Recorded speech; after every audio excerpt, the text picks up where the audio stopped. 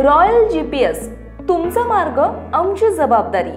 जीपीएसचे फायदे: गाडी मोबाईलवर लाईव्ह ट्रॅक करता येते, गाडीचा स्पीड किती आहे ते समजते, गाडी चोरीला गेल्यास आपल्याला मोबाईलवरून गाडी बंद करता येते, मागील 90 दिवसांचा डेटा चेक करता येतो, जीपीएस वर 12 महिन्यांची गॅरंटी, एकापेक्षा अनेक लोकांना वापरता येईल असे सॉफ्टवेअर, जीपीएसच्या माध्यमातून रोडवरील असलेले ट्रॅफिक समजते, स्कूल बस तसेच ट्रॅव्हल्स मध्ये सीसीटीव्ही कॅमेरे बसवून मिळतील, जाणार नाही गाडी चोरीला, फक्त एक कॉल करा।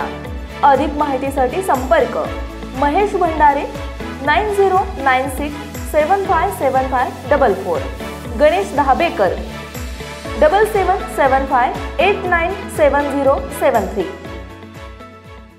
10 वर्षांनी लहान असलेल्या एका प्रियकराने प्रेयसीची हत्या केल्याची घटना नांदेड जिल्ह्यात घडली आहे। मंगल धुमाळ असं मयत महिलेचं नाव आहे। प्रेयसीची हत्या करून आरोपी फरार झाला। सध्या पोलीस त्याचा शोध घेत आहेत। किनवट तालुक्यातील पाटोदा मध्ये ही घटना घडली आहे। 45 वर्षीय मंगल कोंडिबा धुमाळ ही महिला अविवाहित होती। तिचे गावातीलच कृष्णा जाधव यांच्यासोबत प्रेमसंबंध होते। मंगल अविवाहित होती आणि पाटोदा गावात एकटी राहत होती। कृष्ण नेहम तिच्या घरी असायचा। मिळालेल्या माहितीनुसार मागील काही दिवसांपासून दोघांमध्ये वाद सुरू झाले होते। मंगल माझ्याशी लग्न कर अशी मागणी कृष्ण तिच्याकडे करत होता। त्यावरून मंगल आणि कृष्णाची भांडणे होत होती। शनिवारी 25 ऑक्टोबर रात्री कृष्णा मंगलच्या घरी गेला, त्यावेळी त्यांच्यात पुन्हा लग्नावरून वाद झाला। रागाच्या भरात कृष्णाने मंगलचा गळा आवळला। मंगलचा खून केल्यानंतर कृष्णा फरार झाला। दुसऱ्या दिवशी म्हणजे रविवारी 26 ऑक्टोबर रोजी मयत मंगलची आई तिच्या घरी आली। त्यावेळी मंगल झोपलेल्या दिसल्या।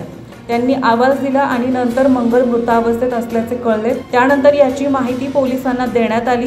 मंगलच्या घरात कृष्णाच्या चपला आढळून आल्या। इतकंच नाही तर कृष्णाला घरातून पळून जाताना मंगलच्या बहिणीनेही बघितल्याची माहिती आहे।